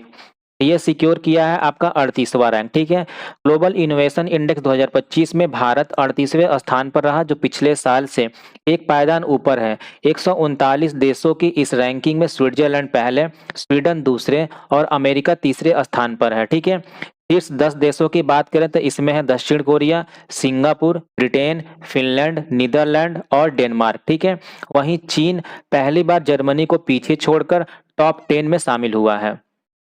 Next question है, कौन नेपाल की पहली महिला अटॉर्नी जनरल बनी है? ठीक है, who has became Nepals first female attorney general? ये आपकी बनी है सोबिता भंडारी। ठीक है, वरिष्ठ अधिवक्ता सबिता भंडारी को नेपाल का नया अटॉर्नी जनरल नियुक्त किया गया है। वह इस हिमालयी राष्ट्र में यह पद संभालने वाली पहली महिला हैं। ठीक है, प्रधानमंत्री सुशीला कार्की की अनुशंसा पर राष्ट्रपति रामचंद्र पौडेल द्वारा नियुक्त की गई हैं। ठीक है, वह रमेश बादल की स्थान लेंगी। नेपाल की राजधानी है कहाँ? काठमांडू। इसकी मुद्रा है नेपाली रुपया और आधिकारिक भाषा है नेपाली। ठीक है, नेक्स्ट क्वेश्चन है, भारतीय नौसेना ने किस दूसरे स्वदेशी ASWC को शामिल किया है? ठीक है, which is the second indigenously build ASWC inducted by the Indian navy? तो ये है आपका INS अंद्रोथ। ठीक है, भारतीय नौसेना को GRAC कोलकाता द्वारा निर्मित INS अंद्रोथ प्राप्त हुआ है। 16 जहाजों वाली ASW यानी कि सैलो वाटर क्राफ्ट परियोजना जो कि निर्मित किया गया है 8 GRAC के द्वारा और CSL के द्वारा 8 निर्मित किया गया। ठीक है, के अंतर्गत दूसरा पोत मिला है। यह पुराने अभय श्रेणी का स्थान लेगा जिसे उथले पानी में पनडुब्बी रोधी युद्ध के लिए डिजाइन किया गया है। इसका नाम एंड्रोथ द्वीप लक्षद्वीप से लिया गया है जो सामरिक समुद्री सतर्कता का प्रतीक है। ठीक है, अगला क्वेश्चन है, किसने महाराष्ट्र के राज्यपाल के तौर पर शपथ ली? तो ये लिया गया है आचार्य देवव्रत के द्वारा। ठीक है, आचार्य देवव्रत ने मुंबई राजभवन के दरबार हॉल में महाराष्ट्र के राज्यपाल के तौर पर शपथ ली। देवव्रत फिलहाल गुजरात के राज्यपाल भी हैं और देश के उपराष्ट्रपति चुने गए CP राधाकृष्णन के पद छोड़ने के बाद उन्हें महाराष्ट्र के राज्यपाल का अतिरिक्त प्रभार दिया गया है। अगला क्वेश्चन है, किसने विश्व मुक्केबाजी 2025 में स्वर्ण पदक जीता है? तो ये जीता गया है आपका जैस्मिन लैम्बोरिया के द्वारा। जैस्मिन लैम्बोरिया ने लिवरपूल में आयोजित विश्व मुक्केबाजी चैंपियनशिप 2025 में महिलाओं के 57 किग्रा वर्ग में पोलैंड की एस्जेर्मेटा जूलिया को 4-1 से हराकर स्वर्ण पदक जीता है। ठीक है, और साथ ही 80 किलो वेट में नुपुर ने जीता है आपका रजत पदक और पूजा ने जीता है कांस्य पदक। ठीक है, अगला क्वेश्चन है, भारतीय सेना कितने भैरव कमांडो बटालियन गठित करेगी? How many Bhairav commando battalions will the Indian army form? तो ये करेगा 5। ठीक है, भारतीय सेना अपनी मारक क्षमता बढ़ाने के लिए 5 भैरव कमांडो बटालियन का गठन कर रही है। प्रत्येक बटालियन में 250 सैनिक हैं जो मौजूदा पैदल सेना इकाई से लिए गए हैं यानी कि आर्मी से लिए गए हैं। ठीक है, इसका उद्देश्य क्या है? चीन और पाकिस्तान से लगी सीमाओं पर प्रतिक्रिया को मजबूत करना और पैरा SF को कम करना। ठीक है, ड्रोन निगरानी और सामरिक उपकरणों जैसे उन्नत तकनीकों से लैस होगा ये आपका बटालियन। ठीक है, इनकी इकाइयां कहाँ कहाँ स्थापित की जाएंगी? तो उत्तरी कमान में, पश्चिमी रेगिस्तान में और पूर्वी पहाड़ियों में। ठीक है, अगला क्वेश्चन है, NIRF इंडियन रैंकिंग्स 2025 में किस शिक्षण संस्थान ने शीर्ष रैंकिंग हासिल की है? तो ये हासिल किया है IIT मद्रास ने। ठीक है, केंद्रीय शिक्षा मंत्रालय ने शिक्षण संस्थानों की NIRF यानी कि राष्ट्रीय संस्थागत रैंकिंग फ्रेमवर्क इंडिया रैंकिंग 2025 जारी कर दी है। ओवरऑल रैंकिंग में IIT मद्रास शीर्ष पर रहा जबकि टॉप 10 में IISc बैंगलोर रहा सेकंड पर, IIT बॉम्बे थर्ड पर रहा, IIT दिल्ली फोर्थ पर रहा, IIT कानपुर फिफ्थ पे रहा, IIT खड़गपुर सिक्स्थ पे रहा, IIT रुड़की 7th पे रहा, एम्स दिल्ली 8th पे रहा और JNU 9th पे रहा और लास्ट में 10th पे रहा आपका BHU। ठीक है, अगला क्वेश्चन है, किसने हॉकी एशिया कप 2025 का खिताब जीता है?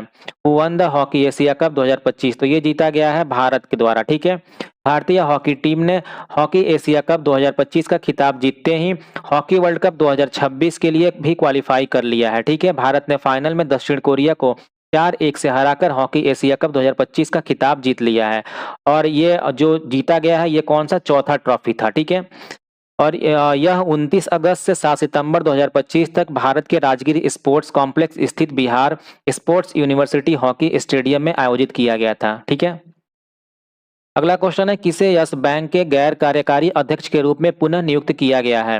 तो ये आपका नियुक्त किया गया है R गांधी को। RBI ने पूर्व डिप्टी गवर्नर R गांधी को यस बैंक के अंशकालिक और गैर कार्यकारी अध्यक्ष के रूप में पुनर्नियुक्ति को मंजूरी दे दी है। उनका कार्यकाल 20 सितंबर 2025 से 13 मई 2027 तक रहेगा और उनके वेतन को RBI द्वारा मंजूरी दी जाएगी। ठीक है, गांधी को केंद्रीय बैंकिंग का 37 वर्षों का अनुभव है। उन्होंने आरबीआई की डिप्टी गवर्नर 2014 से लेकर 2017 के रूप में कार्य किया है। सेबी के साथ भी काम किया है और आईडीआरबीटी हैदराबाद का नेतृत्व किया है। ठीक है। अगला क्वेश्चन है, किसे गयाना के राष्ट्रपति के रूप में फिर से चुना गया है? तो ये आपका चुना गया है इरफान अली को। पीपल्स प्रोग्रेसिव पार्टी यानी ट्रिपल पी के नेता मोहम्मद इरफान अली ने गयाना में पुनः चुनाव में निर्णायक जीत हासिल किया है। ट्रिपल पी ने अपने निकटतम प्रतिद्वंदी से दोगुने से भी अधिक वोट हासिल किए, जिससे 2020 की तुलना में उनका जनादेश और सुदृढ़ हुआ है। ठीक है। गयाना दक्षिण अमेरिका के उत्तरी अटलांटिक तट पर स्थित एक देश है जिसकी राजधानी है जॉर्ज टाउन और यहाँ के प्रधानमंत्री हैं मार्क फिलिप्स। ठीक है। अगला क्वेश्चन है, किस शिक्षण संस्थान ने दुबई में अपना पहला विदेशी परिसर खोला है? ये खोला गया है आईआईएम अहमदाबाद के द्वारा। दुबई के क्राउन प्रिंस शेख हमददान ने दुबई में आईआईएम अहमदाबाद के पहले विदेशी परिसर का उद्घाटन किया है, जो भारत के शिक्षा वैश्वीकरण में एक मील का पत्थर सिद्ध हुआ है। केंद्रीय शिक्षा मंत्री धर्मेंद्र प्रधान ने इसे भारतीय भावना वैश्विक दृष्टिकोण का प्रतीक बताया, जिससे भारत यूएई ज्ञान संबंध सुदृढ़ हुए। ठीक है। अगला क्वेश्चन है, हाल ही में भारत की कितनी संपत्तियां यूनेस्को विरासत की अंतरिम सूची में शामिल की गई हैं? यानी कि recently how many Indians site have been included in UNESCO tentative list of world heritage site? तो ये कुल शामिल किए गए हैं 7। ठीक है। भारत की 7 नई संपत्तियों को यूनेस्को की विश्व धरोहर की अंतरिम सूची में शामिल किया गया है। इनमें महाराष्ट्र का पंचगनी, महाबलेश्वर में डेक्कन ट्रैप्स, आंध्र प्रदेश की तिरुमाला हिल्स और उडुपी कर्नाटक का सेंट मैरी द्वीप समूह, ठीक है, समेत अन्य शामिल है। यूनेस्को के अनुसार अब इंडिया में जो इनकी अंतरिम सूची है, इसमें भारतीय संपत्तियों की संख्या कुल 69 हो गई है। ठीक है। अगला क्वेश्चन है, प्रधानमंत्री ने हाल ही में किसके सम्मान में 100 रुपए का स्मारक सिक्का जारी किया है? तो ये भूपेन हजारिका के सम्मान में जारी किया गया है। ठीक है। प्रधानमंत्री ने भारत रत्न डॉक्टर भूपेन हजारिका की शताब्दी के उपलक्ष्य में गुवाहाटी में 100 रुपए का सिक्का और एक डाक टिकट जारी किया है। इस कार्यक्रम में मानवता, न्याय और देशभक्ति पर उनके 1500 से अधिक गीतों और पूर्वोत्तर लोक संस्कृति को लोकप्रिय बनाने वाले ब्रह्मपुत्र के कवि के रूप में उनकी भूमिका का जश्न मनाया गया है। हजारिका को पद्म विभूषण, दादा साहब फाल्के पुरस्कार और भारत रत्न सहित कई शीर्ष सम्मान प्राप्त हुए थे। अगला क्वेश्चन है, मिशन मौसम के तहत स्थापित किए जा रहे डायरेक्ट ब्रॉडकास्ट नेटवर्क यानी डीबी नेट के संबंध में निम्नलिखित में से कौन सा कथन सही है? पहला आपका कथन है, यह निम्न कक्षा यानी कि एलईओ यानी कि लोअर अर्थ ऑर्बिट उपग्रहों से लगभग वास्तविक समय में डेटा प्राप्त करने में सक्षम है। दूसरा है, यह केवल भारतीय उपग्रह जैसे इनसैट और जी से ही डाटा प्रोसेस करता है। तीसरा है, यह अल्प एवं मध्यम अवधि के मौसम पूर्वानुमान तथा चक्रवात की ट्रैकिंग में सुधार करता है। तो जो आपका डीबी नेट है, ये क्या करता है? ये आपका करता है कि यह जो आपका निम्न कक्षा यानी कि लोअर अर्थ ऑर्बिट में जितने भी उपग्रह हैं, उनसे लगभग वास्तविक समय में डेटा प्राप्त करने में सक्षम है और इसके साथ ही यह अल्प एवं मध्यम अवधि के मौसम पूर्वानुमान तथा चक्रवात की ट्रैकिंग में सुधार करता है। ठीक है। और जो आपका सेकंड है ऑप्शन, ये क्या है, ये गलत क्यों है? ये केवल भारतीय उपग्रह तक सीमित नहीं है, बल्कि जितने भी लोअर अर्थ ऑर्बिट में उपग्रह हैं, जैसे कि आपका नोवा, मेटॉप, इन सब से भी डेटा प्राप्त करता है। ठीक है। अगला क्वेश्चन है, निम्नलिखित कथनों पर विचार कीजिए। पहला आपका है, यह एक राष्ट्रव्यापी नवाचार कार्यक्रम है जिसे केंद्रीय शिक्षा मंत्री ने स्कूल छात्रों को समस्या समाधान में शामिल करने हेतु शुरू किया था। ठीक है। दूसरा है, इसका आयोजन केवल नीति आयोग के अंतर्गत अटल इनोवेशन मिशन द्वारा किया जा रहा है। तीसरा है, यह आयोजन वोकल फॉर लोकल, आत्मनिर्भर भारत, स्वदेशी और समृद्धि जैसे विषयों को बढ़ावा देता है। तो जो ये आपके 3 स्टेटमेंट्स हैं, इनमें से सही कौन सा है? फर्स्ट और थर्ड। ठीक है। और सेकंड गलत क्यों है? क्योंकि इसका नेतृत्व स्कूल शिक्षा एवं साक्षरता विभाग कर रहा है। ठीक है। एआईएम, नीति आयोग और एआईसीटी सिर्फ सहयोग कर रहे हैं इसमें। ठीक है। यानी कि अटल इनोवेशन मिशन और एआईसीटीई जो है, ये सारे क्या कर रहे हैं? इसमें सिर्फ सहयोगी हैं और इसका नेतृत्व किया जा रहा है स्कूल शिक्षा एवं साक्षरता विभाग के द्वारा। ठीक है। अगला क्वेश्चन है, UNEP young championship of the earth 2025 पुरस्कार किसे दिया जाता है? पहला है आपका 50 वर्ष से अधिक आयु के वैज्ञानिकों को पर्यावरणीय अनुसंधान में जीवन भर की उपलब्धि के लिए। दूसरा है 30 वर्ष से कम आयु के युवा नवप्रवर्तकों को जो जलवायु प्रदूषण और जैव विविधता की चुनौतियों के समाधान प्रस्तुत करते हैं। तीसरा उन सरकारों को जो बड़े पैमाने पर पर्वतीय परियोजनाएं लागू करती हैं। और चौथा उन कारपोरेट कंपनियों को जो नवीकरणीय ऊर्जा में निवेश करती हैं। जो पुरस्कार है चैंपियन ऑफ द अर्थ ये दिया जाता है, ये उनको दिया जाता है जो 30 वर्ष से कम आयु के युवा नवप्रवर्तक हैं जो कि जलवायु प्रदूषण और जैव विविधता की चुनौतियों के समाधान प्रस्तुत करते हैं। ठीक है, 2025 में ये विजेता रहे जिनाली मोदी भारत के, जिन्होंने बैनोफी लेदर केले के कचरे से टिकाऊ लेदर विकल्प को प्रस्तुत किया था। ठीक है, दूसरे थे आपके जोसेफ न्यूथिरु केन्या के, जिन्होंने हाया पैक जलकुंभी से बायोडिग्रेडेबल पैकेजिंग का क्या किया था, समाधान ढूंढा था। और तीसरे आपके थे नोएमी फ्लोरिया जो कि यूएसए के हैं, साइक्लिव ग्रे वाटर को पीने योग्य पानी में बदलने की प्रणाली को शोध किया था। ठीक है, इसमें पुरस्कार राशि कितनी दी जाती है, 20,000 अमेरिकी dollar plus planet of pitch competition में आगे फंडिंग का अवसर भी दिया जाता है। ठीक है, और इसका आयोजक कौन कौन होता है, यूएनईपी यानी कि संयुक्त राष्ट्र पर्यावरण कार्यक्रम और क्लाइमेट टेक उद्यमी क्रिस कैंपर। ठीक है, ये दोनों क्या करते हैं, मिलकर इसका आयोजन करते हैं चैंपियंस ऑफ द अर्थ पुरस्कार का। अगला क्वेश्चन है हाल ही में चर्चा में रही अग्नि प्राइम मिसाइल की मारक क्षमता कितनी है। ये है आपकी 2000 किलोमीटर तक की। ठीक है, भारत ने अब पहली बार रेल आधारित मोबाइल लॉन्चर से अग्नि prime intermediate range ballistic missile का सफल परीक्षण किया है। यह प्रणाली पूरे देश में गतिशीलता, तेज प्रक्रिया और शत्रु द्वारा पहचान की संभावना को कम करती है। ठीक है, जिससे सामरिक लचीलापन और सुरक्षा बढ़ती है। इसकी मारक क्षमता कितनी है, 2000 किलोमीटर। बात करें इसके प्रकार के बारे में तो इसमें ठोस ईंधन चालित 3 चरणीय मिसाइल है। ठीक है, और कैनिस्टर लॉन्च प्रणाली, आसान भंडारण और परिवहन और त्वरित तैनाती है। ठीक है, सामरिक महत्व इसका क्या है, भारत को उन चुनिंदा देशों में शामिल करता है जिनके पास रेल मोबाइल कैनिस्टराइड मिसाइल तकनीक है। भारत की द्वितीय प्रहार क्षमता यानी कि सेकंड स्ट्राइक कैपेबिलिटी को मजबूत करना और परमाणु त्रयी यानी कि न्यूक्लियर ट्रायड्स को सुदृढ़ करता है। ये कैसे लॉन्च किया जाता है, एक चलती हुई रेलगाड़ी के ऊपर से इसको लॉन्च किया गया था। ठीक है, अगला क्वेश्चन है हाल ही में भारत ने गोकुल जलाशय और उदयपुर झील को रामसर स्थलों में शामिल किया है। ये किस राज्य में स्थित है, तो ये आपका स्थित है बिहार राज्य में। भारत ने गोकुल जलाशय जो कि बक्सर में स्थित है और उदयपुर झील जो कि पश्चिम चंपारण में स्थित है को रामसर सूची में शामिल किया है। इसके साथ ही भारत में कुल 93 रामसर स्थल हो गए हैं जो एशिया में सबसे अधिक और विश्व में तीसरा स्थान पर है। ठीक है, यूके और मैक्सिको के बाद अब भारत के रामसर आर्द्रभूमि क्षेत्र का दायरा 1.36 मिलियन हेक्टेयर हो गया है, जिनमें से 51 स्थल 2020 के बाद जोड़े गए हैं जो तेज संरक्षण प्रगति को दर्शाता है। ठीक है, रामसर कन्वेंशन 1971 जो कि ईरान में हुआ था, यह एक अंतर्राष्ट्रीय संधि है जिसमें 172 देश सदस्य हैं। ठीक है, इसका उद्देश्य आर्द्र भूमियों की सुरक्षा और उनके विवेकपूर्ण उपयोग को सुनिश्चित करना है। आर्द्र भूमियां जल चक्र को नियंत्रित करती हैं, बाढ़ को कम करती हैं, जैव विविधता को सहारा देती हैं और मत्स्य पालन व कृषि के जरिए आजीविका प्रदान करती हैं।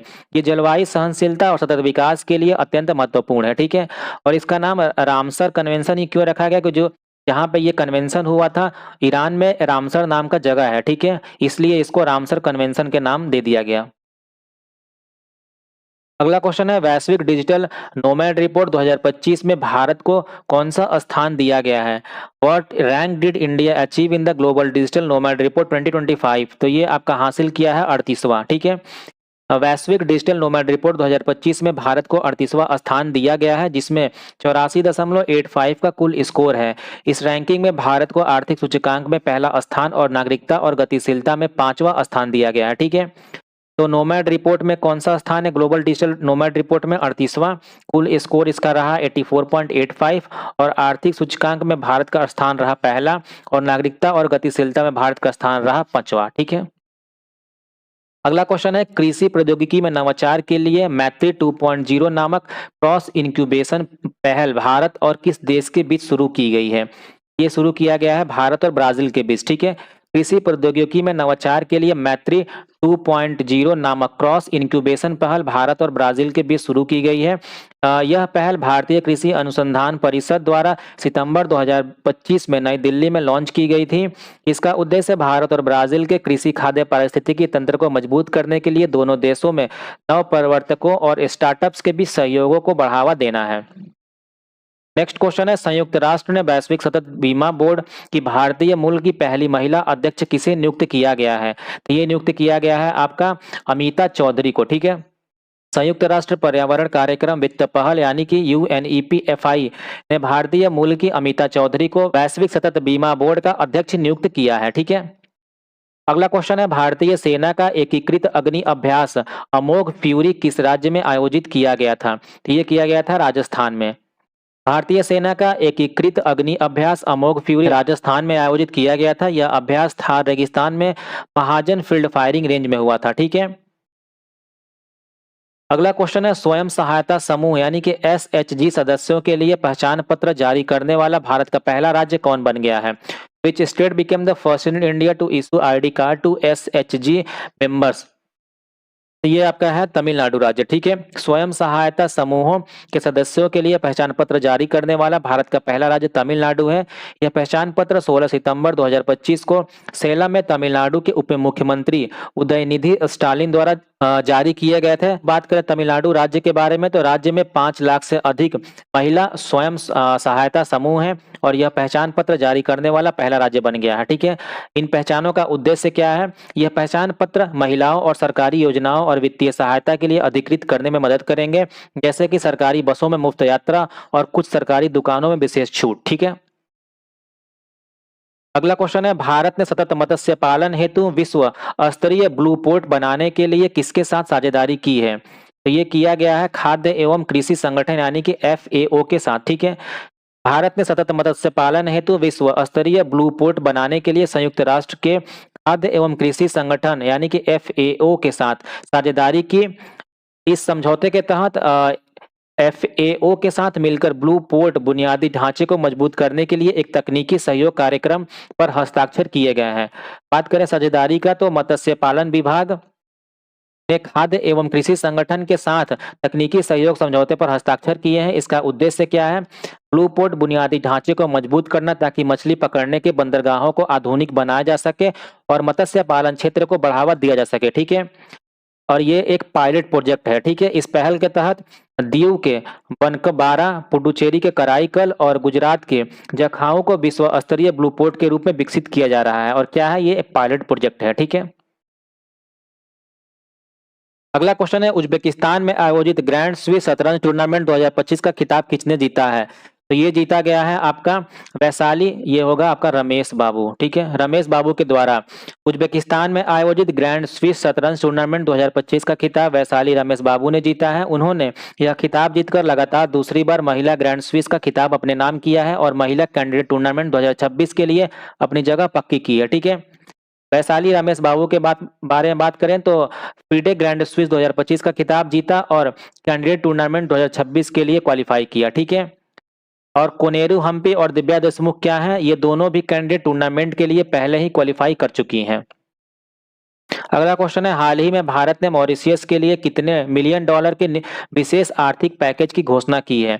ये किया गया है कुल 680 मिलियन डॉलर का। ठीक है, भारत ने हाल ही में मॉरिशस के लिए 680 मिलियन डॉलर के विशेष आर्थिक पैकेज की घोषणा की है।